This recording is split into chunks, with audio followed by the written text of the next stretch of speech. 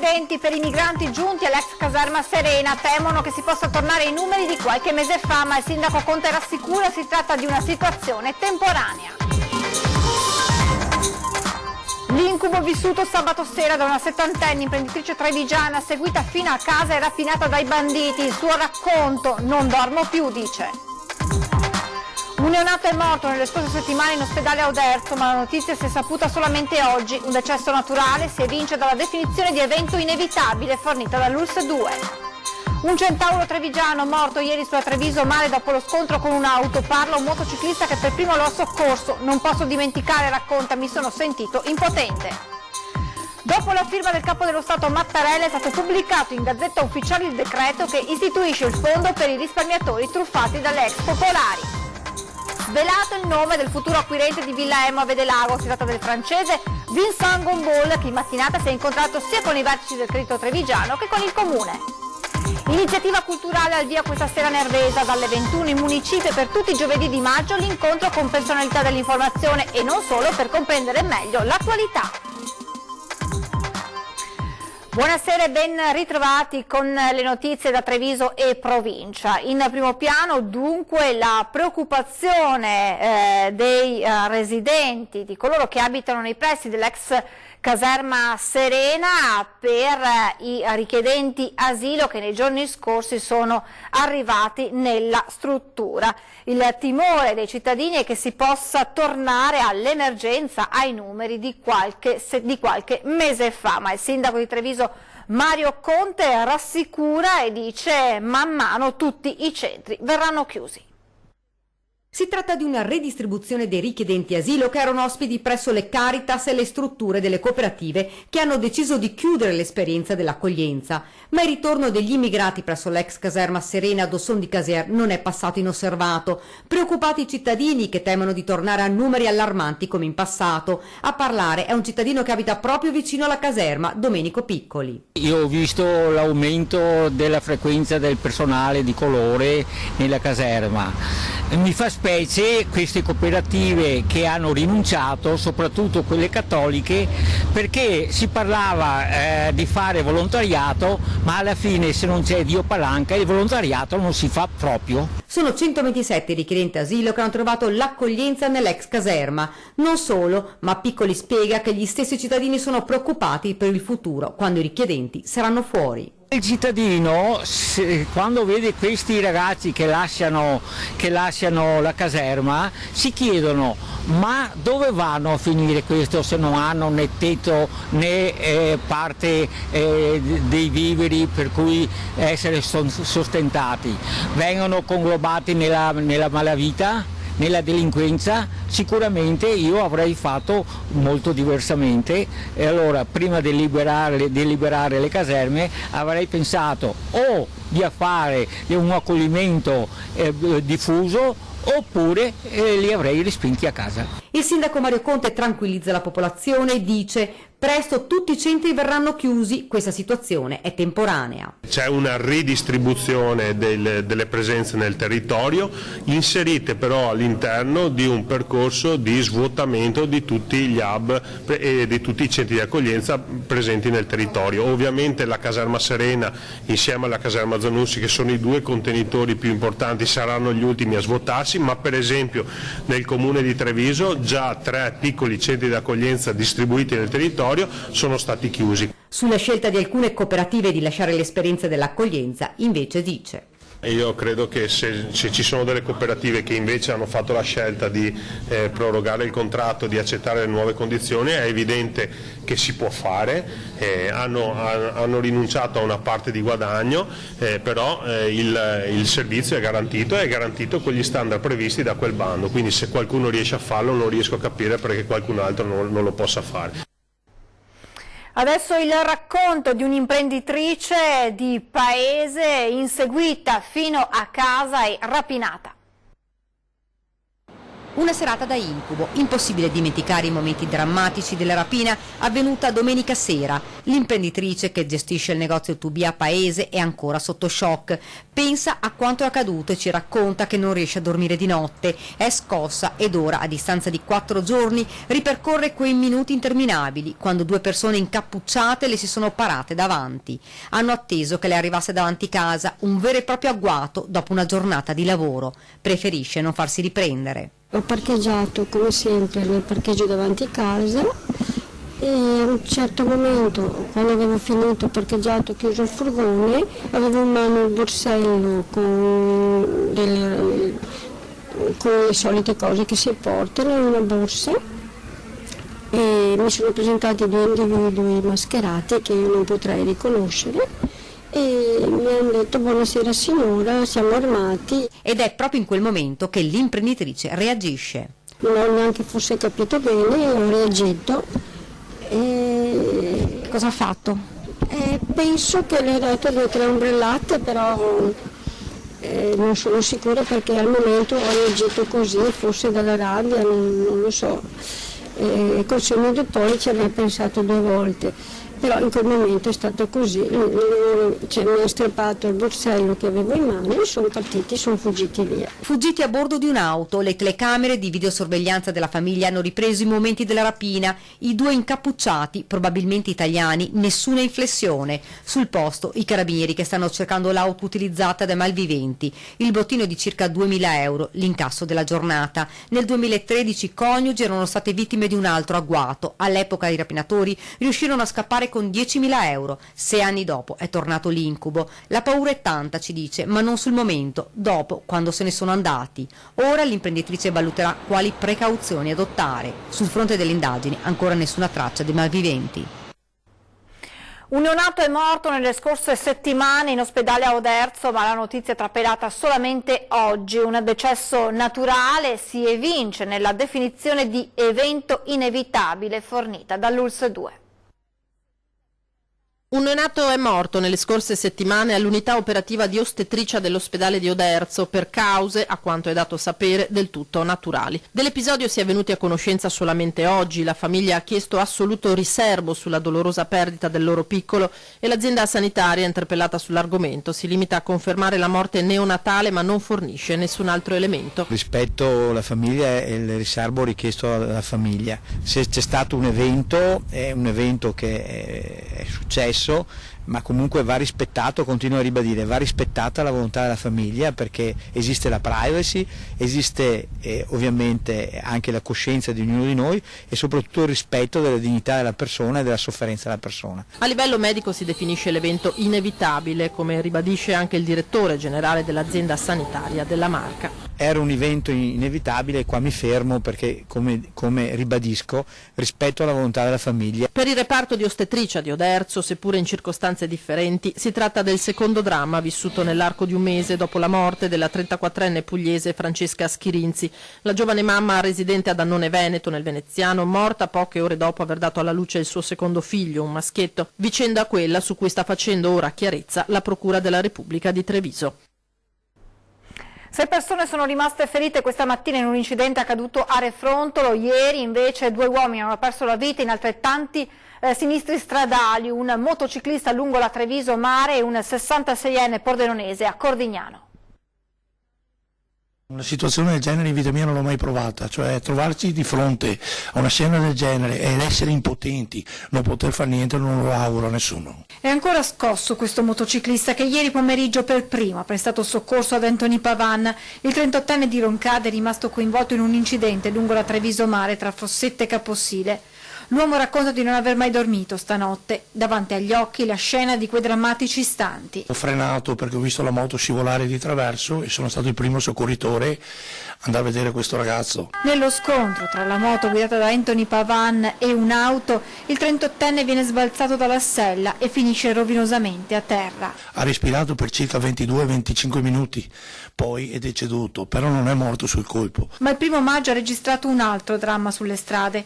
Poco dopo mezzogiorno a Cordignano un uomo, Gabriele Gobbo, 66 anni, di Sacile, ma residente a Caneva, alla guida della sua auto per motivi che dovranno essere chiariti dai carabinieri, è uscito di strada finendo la sua corsa contro un albero. Violentissimo l'impatto. Quando sul posto giungono i sanitari del SUEM, per Gobbo purtroppo non c'è più nulla da fare. Intanto questa mattina, intorno alle 9, un altro incidente a Refrontolo, lungo la strada che da Pieve di Soligo conduce a Conegliano, ha visto coinvolte 2 auto. Nello scontro sono rimaste ferite 6 persone, una di queste in modo gravissimo, ora ricoverato al Cafoncello di Treviso. Sul posto i vigili del fuoco e i sanitari del SUEM insieme ai carabinieri che dovranno ricostruire la dinamica dell'incidente. E sempre nella giornata di ieri c'è da registrare un altro decesso, quello di un 71enne polacco deltaplanista precipitato con il suo parapendio sul Monte Grappa. È stato un altro pilota di deltaplano che ha assistito all'incidente poco dopo le 14 a dare l'allarme. Verso il Grappa è decollato l'elicottero del SUEM di Pieve di Cadore, destinazione località Monte Legnarola, contro la cui parete lo sfortunato deltaplanista polacco sarebbe andato a sbattere. La vela è stata individuata su un ripido pendio tra gli alberi a quota 1350 metri. È stato convalidato l'arresto della 31enne nigeriana che martedì mattina ha seminato il panico nel reparto di medicina d'urgenza del Cafoncello di Treviso, disarmando una militare della Guardia di Finanza e tentando di esplodere dei colpi con la pistola d'ordinanza. La donna, piantonata in ospedale per espellere 74 ovuli di cocaina, è accusata di tentata evasione aggravata e resistenza, oltre che in un fascicolo parallelo anche di traffico di droga. Intanto questa mattina i funzionari dell'Agenzia Dogane e Monopoli di Treviso all'aeroporto San Giuseppe hanno scoperto e sequestrato, con la collaborazione della Guardia di Finanza, 909 grammi di cocaina confezionata in ovuli che anche in questo caso erano stati ingeriti da una nigeriana.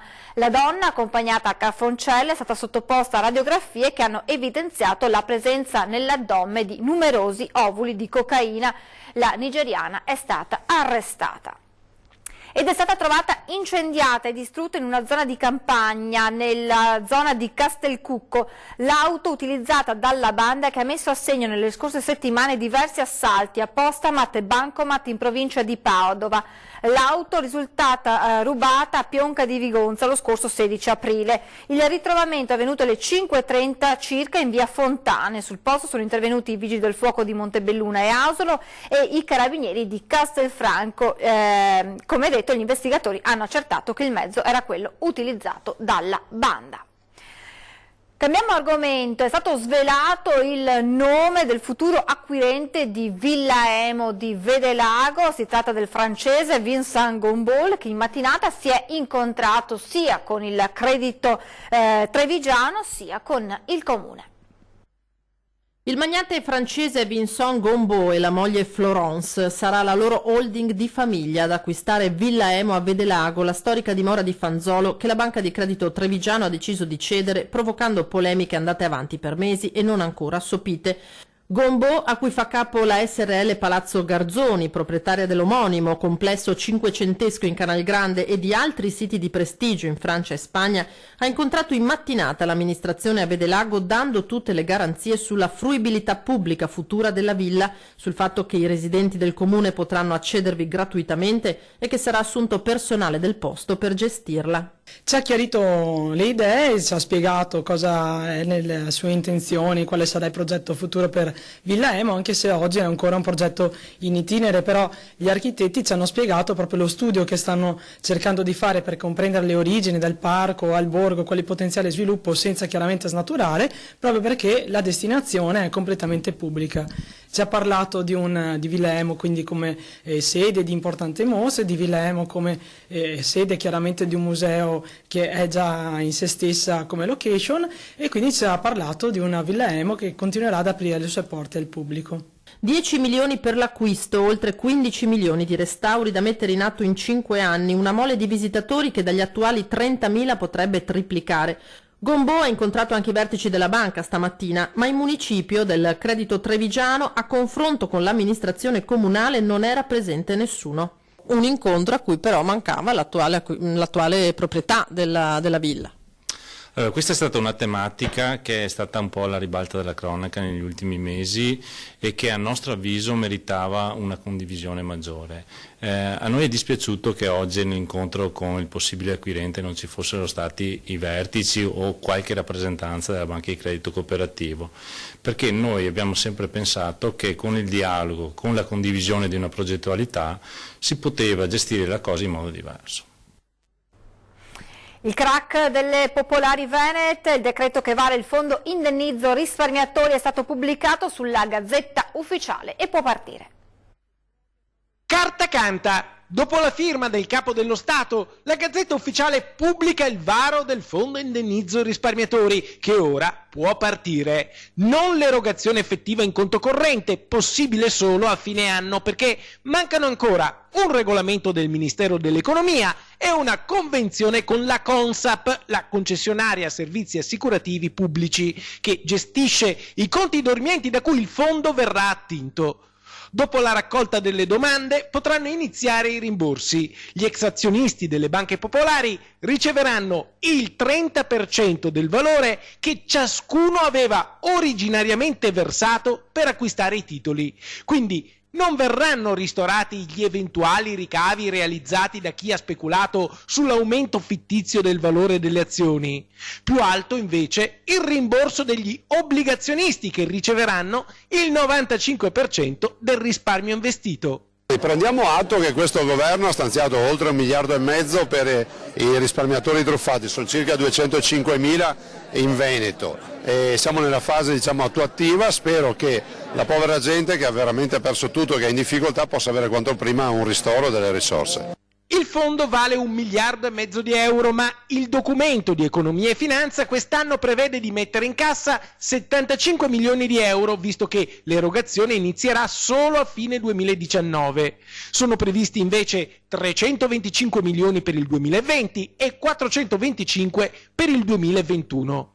In attesa che la Commissione europea dia un via libera tutt'altro che scontato ad alzare l'asticella dei rimborsi diretti per i risparmiatori che hanno un patrimonio mobiliare fino a 200.000 euro, il governo, previo un controllo amministrativo semplificato, darà immediatamente corso agli indennizi automatici per i risparmiatori che rientrano nel parametro dei 100.000 euro di patrimonio mobiliare o 35.000 euro di reddito. Per chi è sopra questa soglia ci sarà l'arbitrato semplificato che, lo ricordiamo sempre, è necessario per distinguere chi è stato truffato e chi no, e che verrà affidato a una commissione indipendente di 9 esperti istituita dal Ministero dell'Economia e della Finanza. Insomma, si può partire. È il momento di fermarci adesso per qualche istante di pubblicità, tra poco.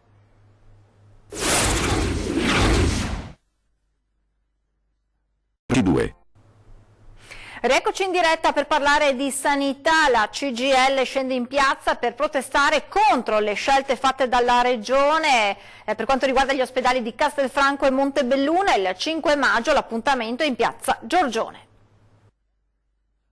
Di fronte ad una politica regionale che taglia i servizi, i posti letto e non investe nel territorio, diciamo basta. Così la CGIL ha deciso di scendere in piazza e protestare contro le schede ospedaliere della regione. L'appuntamento è per il 5 maggio alle 16 in piazza Giorgione a Castelfranco. La richiesta del sindacato è semplice. Chiediamo semplicemente di non tagliare alcun posto letto. La Regione si era impegnata nel 2012 ad attivare le strutture intermedie e tutti quei servizi nel territorio che potevano essere alternativi all'ospedale. Siccome non ha fatto nulla di tutto questo, noi diciamo: prima fate quelle cose lì e date la percezione chiara al cittadino che c'è un'alternativa all'ospedale, ma finché quell'alternativa non c'è non si deve toccare un posto letto. Sugli ospedali di Castelfranco e Montebelluna è un caos. Si tratta di un'operazione tampone, denuncia la CGIL, che nasconde un'altra operazione, la gradualità del passaggio allo IOV. Il legislatore regionale ha fatto una grande confusione, prima con le schede, poi passi indietro. Dal 2000 ad oggi, hanno sottolineato i vertici sindacali, i posti letto si sono dimezzati, passando da 876 a 468, non solo. Nei vari anni che si sono susseguiti dal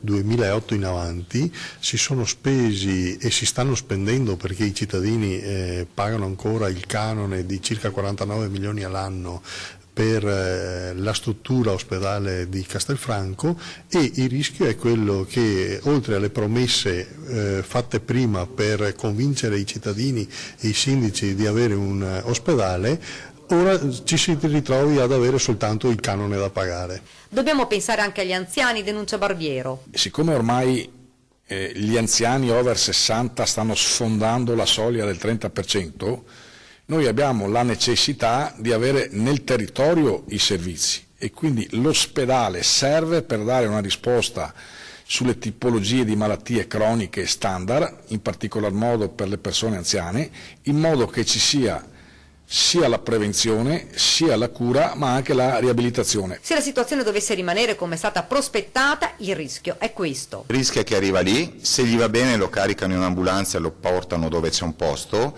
o altrimenti, se gli va peggio, rischia di dover salire in macchina e andarsi a cercare un posto letto ospedaliero per un intervento banale di chirurgia. La politica: sono 2 i candidati trevigiani dei Verdi alle prossime elezioni europee. Sfondare la soglia del 4% e, perché no, segnare un exploit di livello europeo vista l'attualità dei temi ambientali. Sono 2 i candidati trevigiani dei Verdi alle elezioni per il rinnovo dell'Europarlamento, Luca Saccone e Davide Nava, che ereditano 30 anni di battaglie e li ripropongono declinandoli, come nel resto d'Europa, in 12 priorità, in testa alle quali c'è la lotta ai cambiamenti climatici con la progressiva eliminazione del carbone. I Verdi è ormai da quando sono nati che si impegnano per l'ambiente e si impegnano per la lotta al cambiamento climatico che, come possiamo notare tutti i giorni, sta avendo effetti devastanti. Possiamo vedere anche negli ultimi eventi, sia nelle nostre montagne bellunesi, la devastazione delle foreste da parte di quell'uragano appunto che c'è stato. Noi come Verdi ci vogliamo impegnare a livello italiano e a livello europeo per creare delle politiche per appunto contrastare il cambiamento climatico e rimanere sotto la soglia dell'innalzamento del clima dell'1,5%. La difesa delle biodiversità e degli ecosistemi, l'altro pallino del 32enne candidato trevigiano.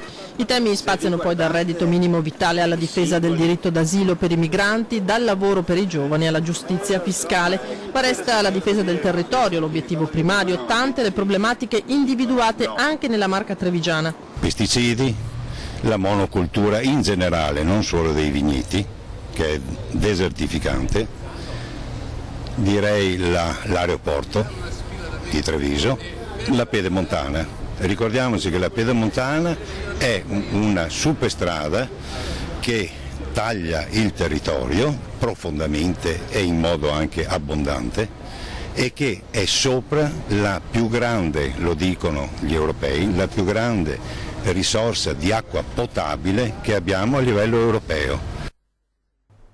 Adesso la cultura, con un'iniziativa che prende il via questa sera alle 21 in Municipio Nervesa. Ma perché voi organizzate queste iniziative a maggio?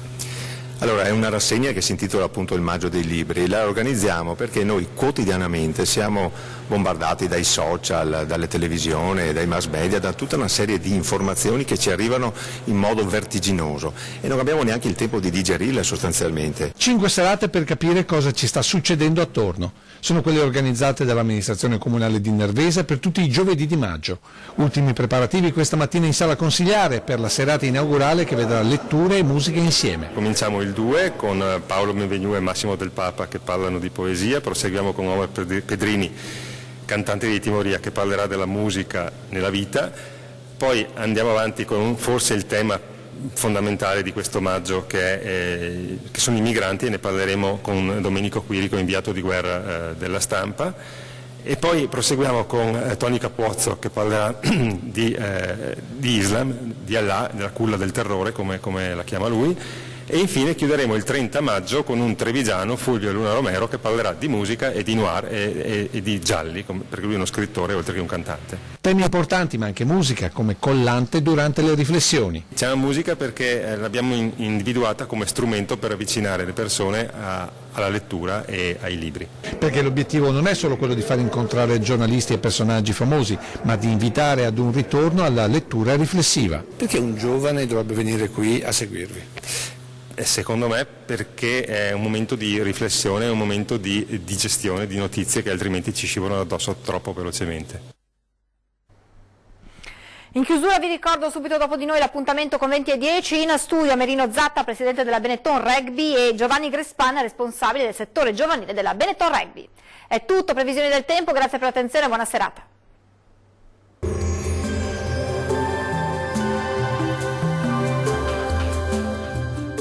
Tonus Laboratorio del Piede, centro altamente specializzato nella costruzione di plantari su misura, dedica nuove tecnologie di rilevazione dei carichi posturali per dare voce alla filosofia di benessere che lo caratterizza. Ben ritrovati al meteo. Tempo inizialmente buono sulle nostre regioni, ma nel corso della giornata la situazione tenderà a peggiorare in alcuni settori. Nel dettaglio sul Veneto sarà ampiamente soleggiato dappertutto al mattino. Dal pomeriggio aumenterà la nuvolosità sui rilievi, dove non si esclude anche qualche precipitazione. Temperature minime tra 7 e 10 gradi, massime in lieve aumento oscillanti tra 18 e 23 gradi.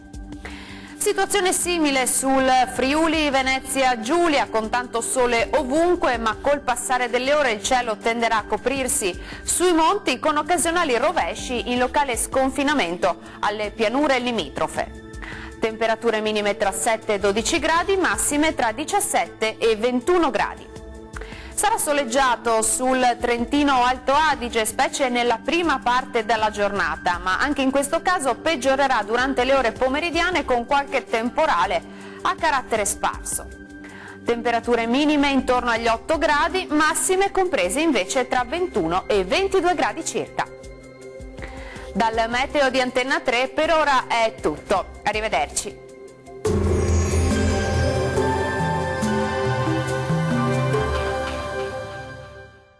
Tonus è il miglior negozio di calzature moda comoda. Qui troverete il più vasto assortimento di calzature Fratelli Tomasi. Eleganza e comodità, perché camminare è vivere.